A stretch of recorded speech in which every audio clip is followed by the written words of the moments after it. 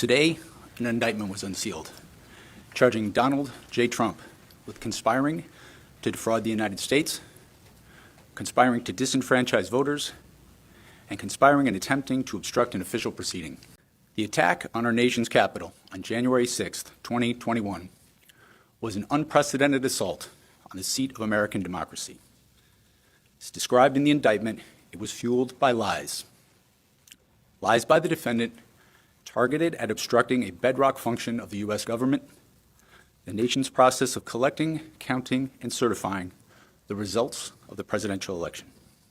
Now stop whatever you're doing for a moment, because I'm about to share something that should send chills down the spines of everyone in Donald Trump's inner circle.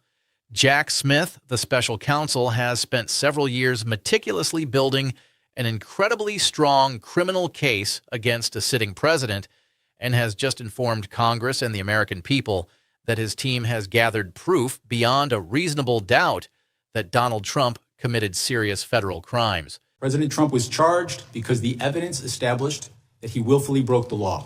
One case accused Trump of conspiring to overturn his defeat in the 2020 election, while the other accused him of unlawfully holding on to classified documents. Rather than accept his defeat in the 2020 election, President Trump engaged in a criminal scheme to overturn the results and prevent the lawful transfer of power.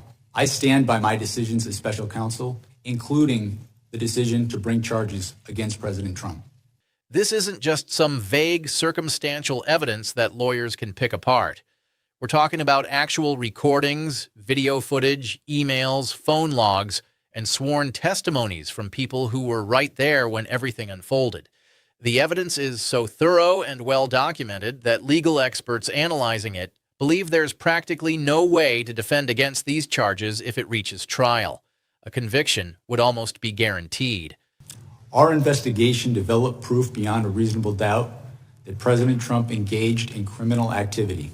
The most jaw-dropping piece of evidence, an audio recording from Bedminster in July of 2021, where Trump can be heard chatting about a classified plan related to Iran with individuals who didn't even have security clearances. We have obtained what is expected to be a central piece of the government's case against Donald Trump.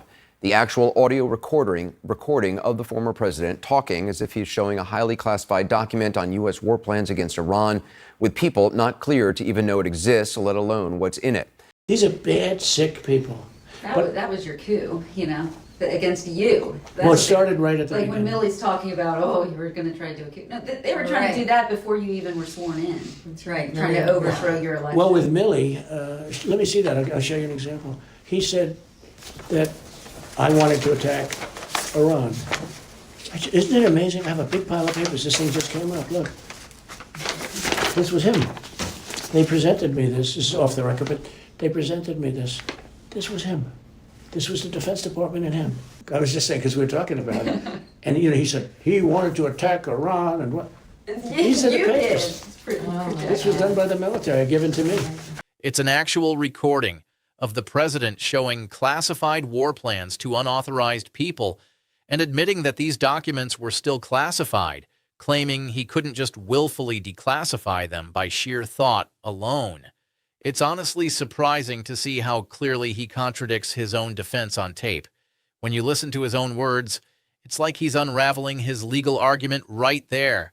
I want to make the distinctions between what's real and what's not very clear, because that matters. I won't mix them up just to make things more dramatic. But here's where it gets really interesting. Jack Smith has put together such powerful, detailed, and thoroughly documented real evidence that it hardly needs any dramatization. Honestly, the truth itself is already a bombshell, completely devastating on its own. As I testify before the committee today, I want to be clear. I stand by my decisions as special counsel, including the decision to bring charges against President Trump. No one should be above the law in this country, and the law required that he be held to account, so that is what I did. He even testified before Congress under oath, explaining that the evidence he gathered would have been enough to convict Trump if the case had gone to trial. This isn't just some made-up story. This is the actual assessment from the guy who built the case. For anyone hoping Trump would never face consequences for his actions, this should be quite alarming. What's really critical about this moment is how unique Smith's approach has been. Rather than just compiling the evidence and slipping away, he went public in a way no special counsel before him ever did. He released a detailed report, stood before Congress, and made it crystal clear that his team had developed proof beyond a reasonable doubt showing Trump committed federal crimes. Putting his professional reputation, career, and legacy on the line, he stated to the world that the evidence is not only there, but overwhelming enough to secure convictions if the case progressed. This isn't a person who's bluffing or playing political games. This is a seasoned prosecutor with decades of experience in high-stakes cases saying, "I had the proof, my team had the proof. The only reason there were no convictions is that the defendant won a presidential election before we could bring the case to trial." Every shred of that evidence, from recordings and documents to witness statements and surveillance footage, is preserved, cataloged, and ready for use when the legal and political landscape allows a future prosecutor to take things from where Smith left off. Now let's dive into what this evidence actually includes, because the details are huge and they reveal a staggering picture of presidential misconduct. Starting with the election subversion case, that one really cuts to the core of American democracy. There's been some pretty serious digging into Trump's actions regarding the 2020 election. And let me tell you, the findings paint a striking picture. The investigation uncovered clear evidence that he orchestrated a complex plan to try to overturn the election results.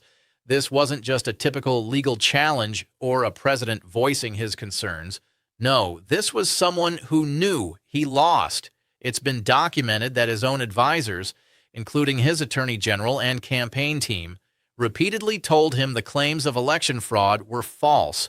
Yet he decided to go ahead with an illegal scheme to cling to power. The evidence is quite extensive. It includes insider testimonies from those who were right there during crucial meetings, detailing the pressure campaigns that Trump directed against a variety of state officials, his own vice president, and even the Department of Justice. There are also emails, memos, text messages, and planning documents revealing that the fake elector scheme was not just some off-the-cuff idea from a few low-level folks. No, it was orchestrated from the highest levels, with Trump himself at the helm, being kept in the loop about everything happening. He was clearly aware that those involved believed they were participating in something illegal, but he pushed the plan forward anyway, acting as if he had the right to keep the presidency despite what voters decided. Now let's shift gears to the case regarding the classified documents, and this evidence in many ways is even more striking. It's all very physical and visual, leaving little room for doubt. The investigation showed that Trump took hundreds of classified documents, including some of the most sensitive national security materials, to his Mar-a-Lago residence right after leaving office. There's surveillance footage that catches boxes of documents being moved around the property during the times when the government was asking for their return. Plus, we have testimonies from Trump's own employees who mentioned they were directed to stash away boxes and hide materials from federal investigators. The documents themselves also provide evidence. They're tangible, classified materials with markings that clearly indicate they weren't meant to be stored in a private beach club that's open to so many members and guests. And then there's the infamous Bedminster recording, which has legal experts labeling it as potentially the most devastating piece of evidence in this whole saga. In July 2021, Trump was caught on tape at his golf club in New Jersey chatting about a classified plan regarding Iran with folks who weren't cleared to hear that kind of information. What's really striking is that on this recording, he admits that the document was indeed classified and that he hadn't ever declassified it. It's a bit absurd, to say the least. His whole public story for why he kept those documents was based on this idea that he had a standing declassification order for everything. Yet, in his own words on tape, he proves that to be untrue. He knew the documents were classified, showed them off to people, and got caught confessing to it. This isn't something that relies on interpretation. It's straightforwardly backed by his own recorded admission. Now let's talk about a crucial point regarding Smith's evidence, and why it poses such a unique threat to Trump. It's all about the difference between circumstantial evidence and direct evidence. In many high-profile cases, prosecutors lean on circumstantial evidence, piecing together facts and asking the jury to draw reasonable conclusions. Sure, circumstantial evidence can be impactful, but it often leaves openings for defense lawyers to introduce alternative explanations. Direct evidence, on the other hand, is something else entirely. It's when there's an actual recording of the defendant making a statement, surveillance footage showing exactly what they did, or testimonies from people present when orders were given. According to Smith's report and his congressional testimony, he's got a wealth of direct evidence. This includes recordings of Trump, videos of boxes being moved around, and eyewitness accounts of the pressure campaigns and obstruction happening right before them. There are also documents from Trump's own files that contradict what he's been publicly saying. This is the kind of evidence that puts defense attorneys in a tough spot, since it's nearly impossible to argue against a recording of your own client's voice. You can't argue with surveillance footage. That lays out exactly what unfolded. Plus, you definitely can't discredit 250 witnesses, all telling a consistent story. Smith's evidence isn't just a circumstantial web that a cunning defense lawyer might untangle. It's a clear, documented, and recorded account of events. Okay, so let's talk about what's going on with Trump. It's pretty wild.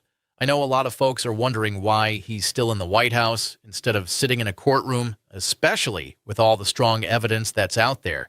The frustrating answer really boils down to two words: presidential immunity.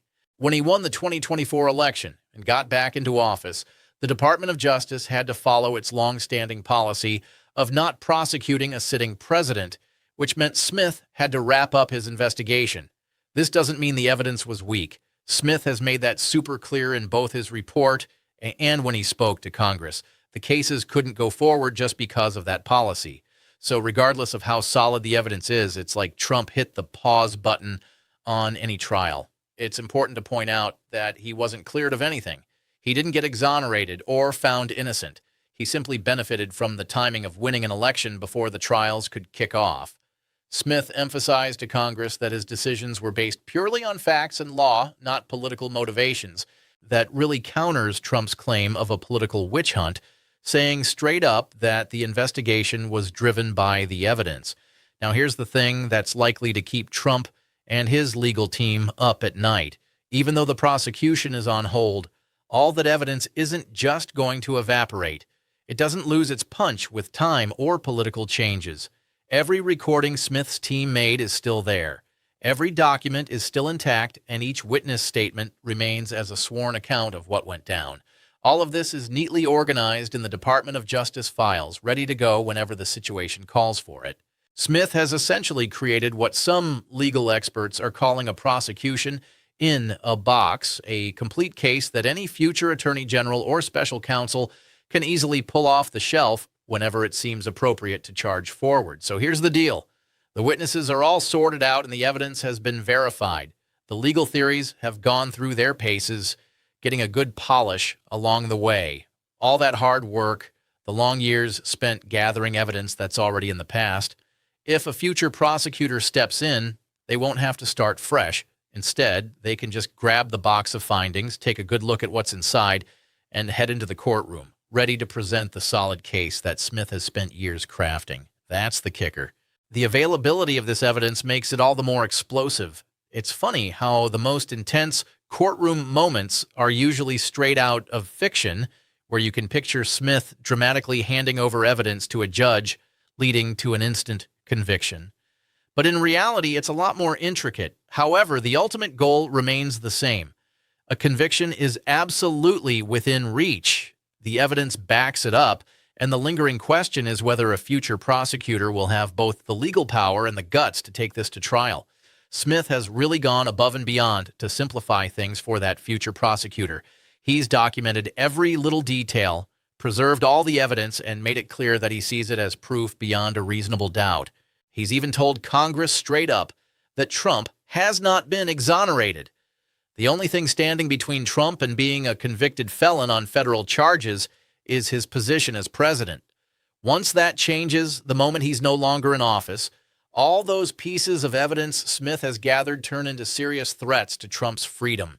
And let's be real, there's not much Trump can do to erase that evidence. A self-pardon that's untested and would definitely face challenges. He can't just get rid of enough people to prevent a future prosecutor from diving into those files.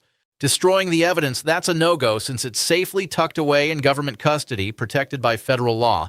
The bombshell evidence exists, it's very much real, and it's documented sitting there waiting for Trump whenever justice finally decides to make its move. Now, before we dig into the details, I want to touch on something really important that highlights just how powerful Smith's evidence package actually is in all of American criminal law within every single instance of political corruption. You know, it's pretty wild when you think about it. There's a rare situation here that we haven't seen before.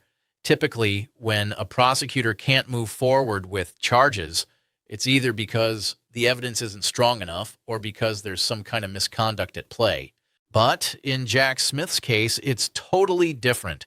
He actually made it clear that he had solid evidence against the defendant, strong enough to prove guilt beyond a reasonable doubt, but he was held back purely because of the defendant's political power. That's what makes this whole thing quite extraordinary. Smith isn't just any prosecutor who came away empty-handed. He actually put together a full case, secured grand jury indictments, and was all set for trial when he had to hit the brakes due to circumstances outside his control. And in a pretty bold move, he went to Congress and laid out just how robust his evidence is, creating a lasting record of presidential misconduct that will follow Trump for life, whether or not he ever sees the inside of a courtroom. So let's make sure we're clear about where things stand and what's coming next. First off, despite what some dramatized videos might show, no judge has actually convicted Trump thanks to Smith's revelations in an intense courtroom moment. That whole scenario, pure fiction. The videos even say as much in their descriptions. When Trump came back to the presidency, the federal cases that Smith laid out had to be paused thanks to a Department of Justice policy. So, we're talking no federal trial, no verdict, and no conviction on those charges. It's important to keep that distinction in mind because the difference between fact and fiction really matters. Now, on to the second point. The evidence Smith gathered is the real deal. He's called it proof beyond a reasonable doubt. And that's not just some fanciful idea you'd see on YouTube. It's his professional judgment as a seasoned federal prosecutor presented to Congress and laid out in a public report. We're talking recordings that include the eye-opening Bedminster audio where Trump is caught discussing classified plans with unauthorized folks and even admits on tape that the documents are still classified. Plus, there's surveillance footage from Mar-a-Lago showing boxes being moved around. It's some serious stuff. The evidence is truly overwhelming. With testimony from over 250 witnesses and a mountain of documents, including emails, phone logs, and planning materials, it paints a very clear picture of the fake elector scheme and the pressure campaigns involved. It's honestly hard to believe he went through with everything, fully aware that it was wrong, and then attempted to cover it up afterward. The person who spent years piecing this case together says there's enough evidence to have secured a conviction if it had gone to trial. Now, here's the kicker. This evidence hasn't just disappeared. It's stored safely in the Department of Justice and ready to be acted upon. All that recorded witness testimony, along with surveillance footage and other materials, are organized and authenticated, just waiting for the right moment when the legal hurdles are cleared. It's like Smith built a prosecution neatly packed in a box that's just sitting on a shelf waiting for someone to open it up. While Trump has some temporary protection from prosecution, thanks to DOJ policy while he's in office, that protection will vanish the moment he leaves. When that day comes, all the solid evidence Smith has gathered becomes active and ready to be used against him. And let's be clear, Trump hasn't been cleared of any wrongdoing. This is crucial to point out because there's a dangerous misconception floating around that if charges are dropped, it means he's innocent. Smith has made it crystal clear that the cases were put on hold simply because DOJ policy doesn't allow prosecution of a sitting president. Not because the evidence was weak or witnesses changed their stories or the investigation found nothing. The evidence was strong enough to get grand jury indictments, which means that everyday citizens reviewed what Smith had and agreed there was enough to pursue charges against Trump for federal crimes. That decision is in the record, and no amount of dismissing it as a witch hunt can change the fact that a grand jury found it compelling enough to say, yes, we believe this warrants action. So, where does that leave us? Well, we've got a president sitting on top of the most damning catalog of evidence ever assembled against an American leader. So, here we are with a special counsel who has made some pretty bold statements under oath in front of Congress, claiming that the evidence really does prove things beyond a reasonable doubt. Now, it's like we're looking at a prosecution that's all set, documented, and ready to roll whenever it needs to be. And while those dramatic courtroom scenes you see on TV might be fictional, the bombshell evidence they're based on is completely real. We're talking real recordings, real surveillance footage, and real witness testimonies. Even those classified documents that were found at a private beach club, yep, they're real too. Plus, you've got credible federal prosecutors saying this evidence could definitely lead to a conviction in court. Now, the fictional videos might condense everything into one intense moment where Smith hands over the evidence and suddenly Trump's whole world crumbles. But the reality is a slower, more detailed process. Still, it's heading in the same direction. That evidence exists, and it's not going away anytime soon. One day, whether it's next year, in 5 years, or even 10 years, it will all play out in court. So, let's keep an eye on this because the bombshell has already been set up. The only thing left is waiting for it to explode. I've been mulling over something that really puts the entire Jack Smith situation into perspective. It sheds light on why this story is going to matter long after the headlines have faded. Throughout American history, there have been times when the justice system faced off against powerful individuals who thought they were untouchable. In each of those cases, the big question was whether the evidence was strong enough to chip away at the political barriers that shielded the elite. With Nixon, that was a clear yes. The tapes were so damaging that even his own party turned on him, leading to his resignation. Clinton's case was more of a gray area. The evidence was solid enough for impeachment, but not for removal.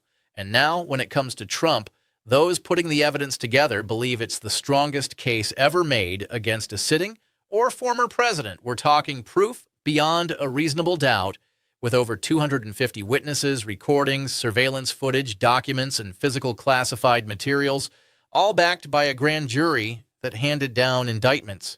Plus, we have a special counsel willing to go on record in Congress laying it all out there.